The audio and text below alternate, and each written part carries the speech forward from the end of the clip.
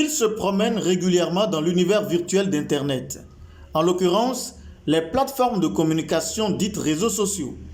Pour un nombre sans cesse croissant de jeunes, les réseaux sociaux sont dépourvus de leur sens de sociabilité et de solidarité. Le luxe, pour cette couche juvénile, sur ces réseaux, à l'ère du troisième millénaire, c'est l'usurpation d'identité, l'escroquerie et les fraudes de toute nature. C'est un peu dommage. L'homme que nous sommes aujourd'hui prend la science et la technologie comme un outil qu'il peut utiliser à sa guise. C'est pourquoi nous voyons ces dérapages, nous voyons cette déviance. C'est affaire d'éducation. Je prends mon téléphone portable, c'est pour pouvoir parler, c'est pour pouvoir faire des affaires. Je ne peux pas prendre mon téléphone portable pour pouvoir faire des réseaux, pour pouvoir arnaquer ou pour pouvoir braquer. Est-ce que vous voyez? Donc c'est depuis la base. Il ne faut pas que les parents démissionnent. Est-ce que vous voyez? Les parents reviennent. Même si je suis mauvais, je vais tout faire pour que mon enfant ne soit pas comme moi. À ces forfaits que commettent les jeunes sur les réseaux sociaux s'ajoutent les pratiques occultes auxquelles ils s'adonnent pour faire aboutir à tout prix leur plan d'anarque. Les rumeurs font état de ce que les grands dignitaires du culte vaudou participent à ces délits. Je peux dire que c'est faux, parce que pourquoi je dis c'est faux?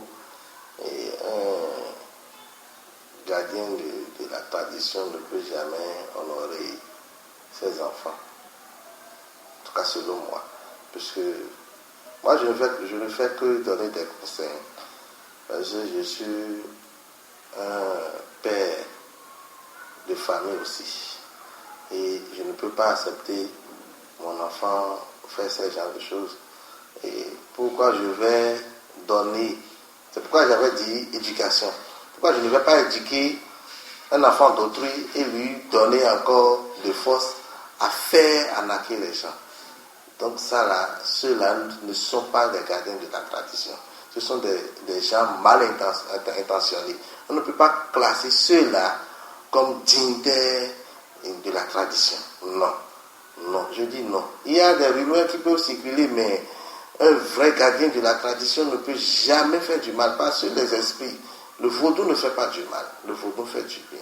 Dans le rang des religions importées, c'est aussi la consternation face à cette calamité sociale. Ce que nous constatons avec amertume, c'est que les usagers de ces réseaux sociaux l'utilisent à tort et à travers. Ces réseaux sociaux qui devaient permettre de véhiculer des informations utiles en temps réel sont aujourd'hui utilisés pour faire de n'importe quoi, arnaquer même les gens, soutirer même de l'argent des gens, envoyant des informations, vous demandant vos numéros de compte bancaire, des informations vous concernant, des trucs comme ça. Ou bien c'est utilisé même pour la dépravation des mœurs. Ce qu'on rencontre maintenant qui n'est pas du tout bien, c'est que les jeunes l'utilisent effectivement pour faire circuler des informations qui ne sont pas de nature à faire grandir l'homme. Par exemple, les trucs pornographiques. Une éducation sociale s'impose pour parer à ces fléaux qui embrassent de plus en plus les communautés à travers les réseaux sociaux. Et je crois que la première des choses, c'est d'engager une éducation sociale par rapport à l'utilisation donc, de ces réseaux sociaux. Les gens ne comprennent pas vraiment en quoi on peut développer une certaine bienfaisance.